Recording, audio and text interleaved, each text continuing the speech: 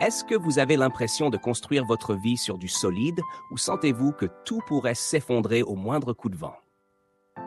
Bonjour à tous. Aujourd'hui, nous explorons l'un des textes les plus provocateurs et les plus célèbres de toute la Bible, Matthieu, chapitre 7. C'est ici que Jésus conclut son fameux sermon sur la montagne. Il ne mâche pas ses mots. Il nous parle de la poutre que nous avons dans l'œil, de la difficulté de trouver la porte étroite, et il finit par une mise en garde qui a traversé les siècles, celle des deux bâtisseurs. Que vous soyez un habitué de la Bible ou simplement curieux de comprendre pourquoi ces paroles ont changé l'histoire de l'humanité, restez avec moi. On va décortiquer ensemble ces 29 versets pour comprendre comment, concrètement, on peut bâtir sur le roc aujourd'hui. C'est parti!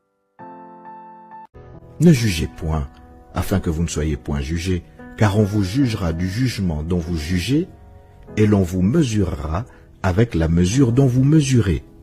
Pourquoi vois-tu la paille qui est dans l'œil de ton frère, et n'aperçois-tu pas la poutre qui est dans ton œil? Ou comment peux-tu dire à ton frère, « Laisse-moi ôter la paille de ton œil, toi qui as une poutre dans le tien ?» Hypocrite! Ôte premièrement la poutre de ton œil, et alors tu verras comment ôter la paille de l'œil de ton frère. Ne donnez pas les choses saintes aux chiens, et ne jetez pas vos perles devant les pourceaux, de peur qu'ils ne les foulent aux pieds, ne se retournent et ne vous déchirent. Demandez, et l'on vous donnera. Cherchez, et vous trouverez. Frappez, et l'on vous ouvrira. Car quiconque demande reçoit, celui qui cherche trouve, et l'on ouvre à celui qui frappe. Lequel de vous donnera une pierre à son fils s'il lui demande du pain? Ou s'il demande un poisson, lui donnera-t-il un serpent? Si donc, méchant comme vous l'êtes, vous savez donner de bonnes choses à vos enfants, à combien plus forte raison votre Père qui est dans les cieux donnera-t-il de bonnes choses à ceux qui les lui demandent? Tout ce que vous voulez que les hommes fassent pour vous, faites-le de même pour eux, car c'est la loi et les prophètes.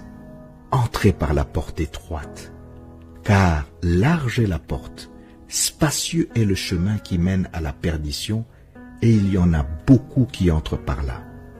Mais étroite est la porte, resserrez le chemin qui mène à la vie, et il y en a peu qui les trouvent.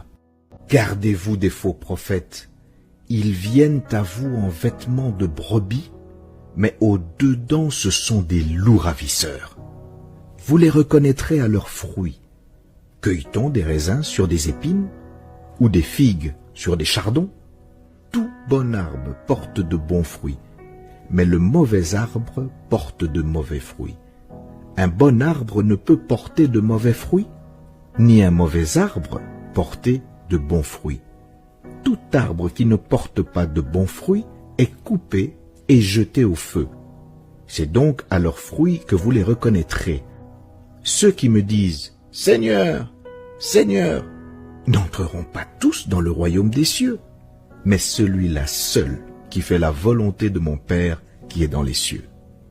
Plusieurs me diront en ces jours-là « Seigneur, Seigneur, n'avons-nous pas prophétisé par ton nom? N'avons-nous pas chassé des démons par ton nom? Et n'avons-nous pas fait beaucoup de miracles par ton nom? » Alors je leur dirai ouvertement, « Je ne vous ai jamais connus. Retirez-vous de moi, vous qui commettez l'iniquité. » C'est pourquoi, quiconque entend ces paroles que je dis et les met en pratique, sera semblable à un homme prudent qui a bâti sa maison sur le roc. La pluie est tombée, les torrents sont venus, les vents ont soufflé et se sont jetés contre cette maison. Elle n'est point tombée parce qu'elle était fondée sur le roc. Mais quiconque entend ces paroles que je dis et ne les met pas en pratique sera semblable à un homme insensé qui a bâti sa maison sur le sable. La pluie est tombée, les torrents sont venus, les vents ont soufflé et ont battu cette maison. Elle est tombée et sa ruine a été grande.